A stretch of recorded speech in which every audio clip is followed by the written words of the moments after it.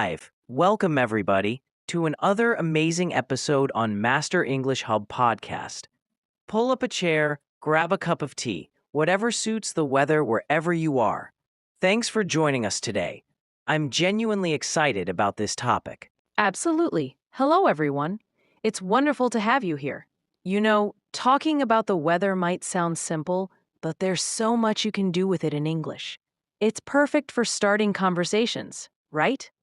Exactly. And honestly, it's the classic opener everywhere. Actually, speaking of which, how's your weather today, by the way? Today, well, it's honestly a bit gloomy, rain clouds everywhere, and that kind of stubborn, drizzly rain that makes you want to stay in bed.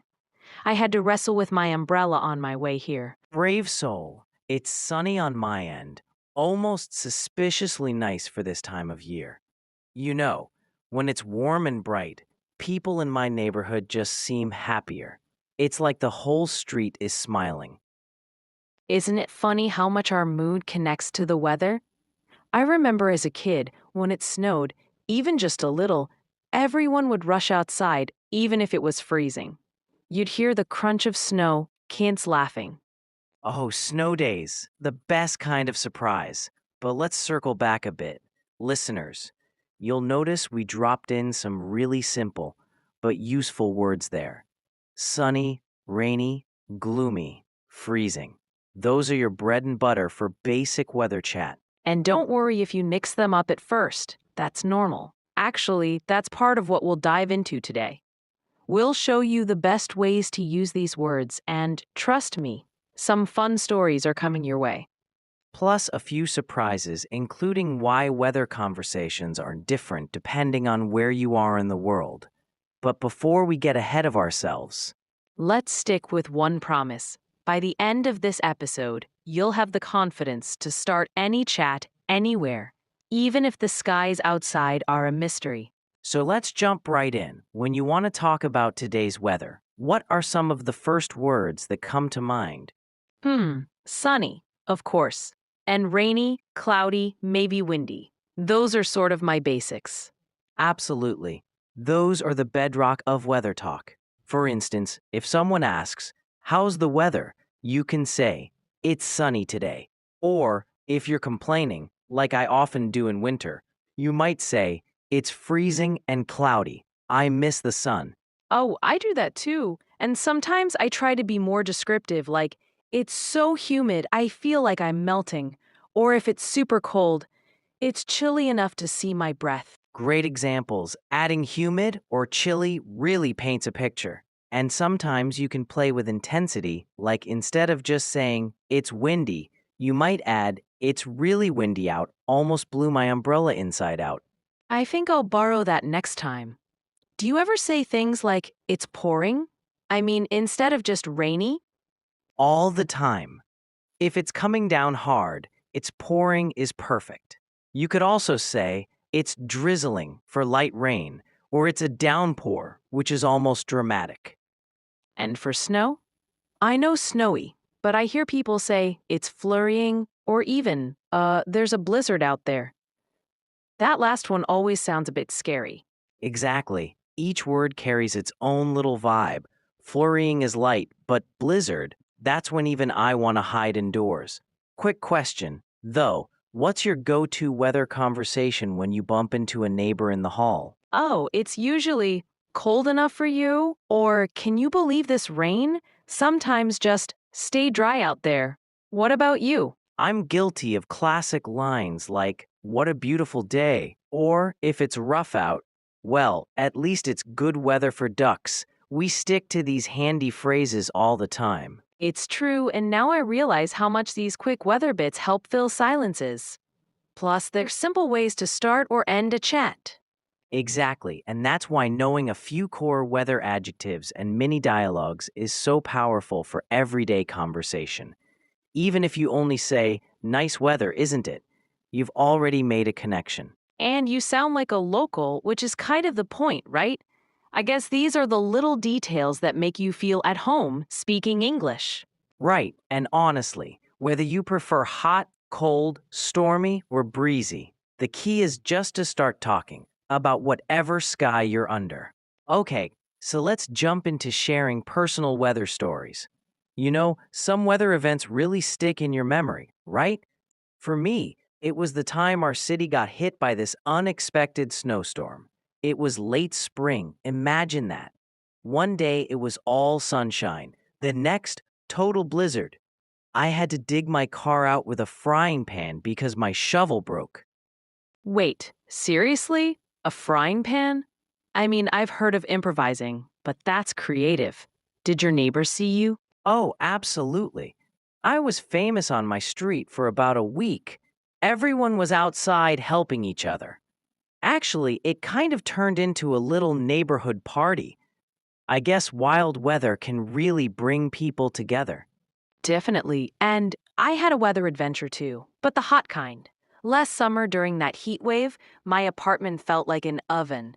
The power kept cutting out, so no fans. I ended up making a cool fort with wet towels and a bowl of ice in front of me. Not glamorous, but it did help. That actually sounds genius. I think everyone's got one of those make do stories, and telling them helps us practice using the past tense. It was so hot, the power went out. I made a fort. Right, and describing feelings too. I felt exhausted. I was so relieved when the rain finally arrived. Oh, and little details make it vivid, like the air was heavy, or everything was silent except for thunder. Exactly. A great weather story isn't just what happened, but how you experienced it. Sometimes even the smallest details, like the smell of rain or a cold wind, can make your story really pop. Totally. If you're telling your own weather story, think about that. What stands out? How did it feel? And don't worry about sounding perfect. Stories are about connecting. Yes, and if you forget a word, mid story, that's natural. Just keep going.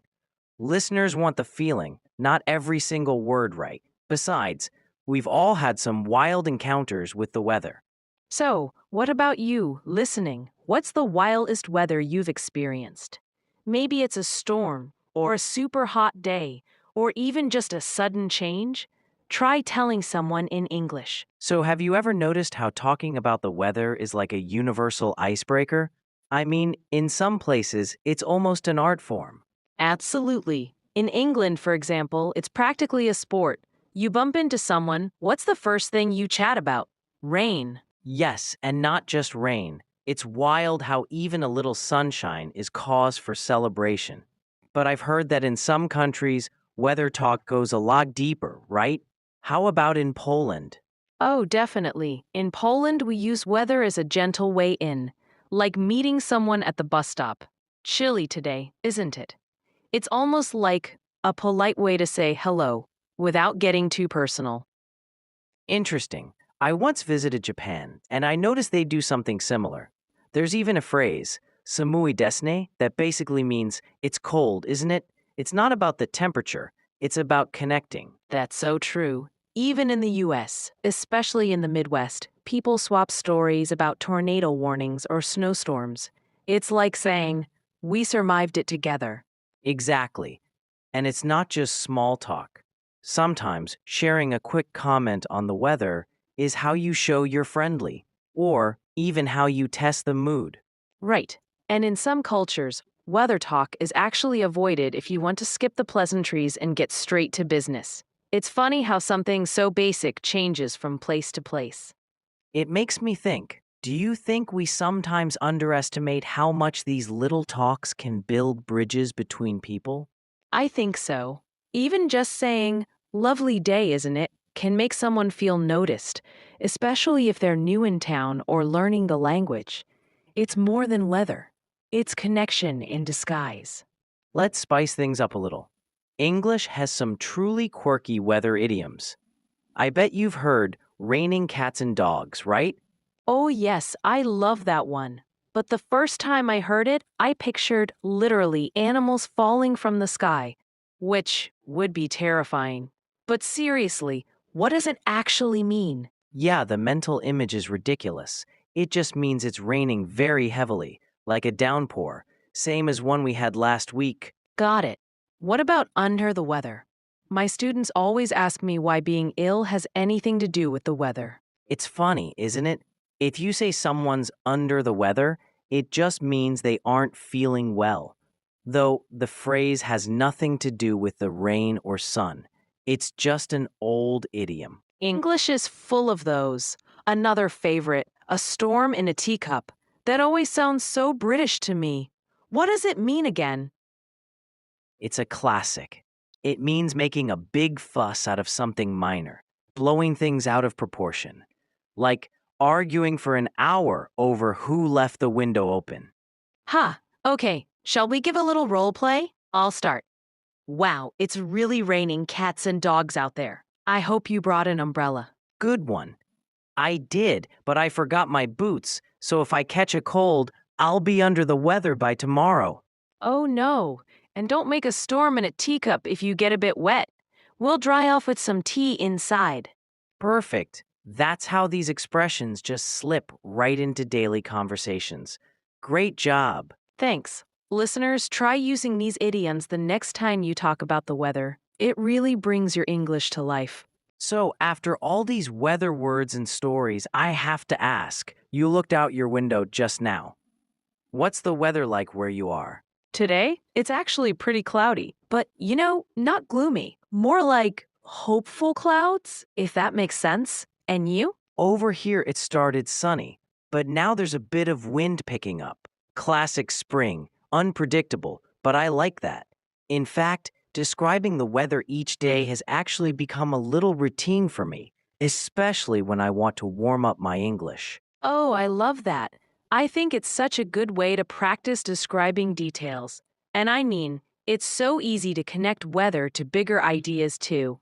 For instance, I've noticed people talk more about extreme heat or wild winters lately. That's true. It feels like just chatting about rain or heat is now a doorway into conversations about climate and what's changing, maybe even why. Exactly. So, to everyone listening, why not try describing the weather in English every day this week? Combine what you see and how it makes you feel, and maybe throw in one of our idioms, like, it's raining cats and dogs, for fun. And don't worry if it feels awkward at first. The more you notice and talk about the daily weather, the more you'll have to say when those bigger climate topics pop up. It's great real-life practice. Plus, it builds confidence. Okay, should we hit a quick recap? Absolutely. So today we covered everyday weather words, shared stories, played with idioms, and even touched on how weather connects to global issues. And as always, we hope you'll join us next time for another chat. Maybe on food, or travel, or who knows what else. Thanks for listening, everyone. Keep looking up and practicing your weather talk.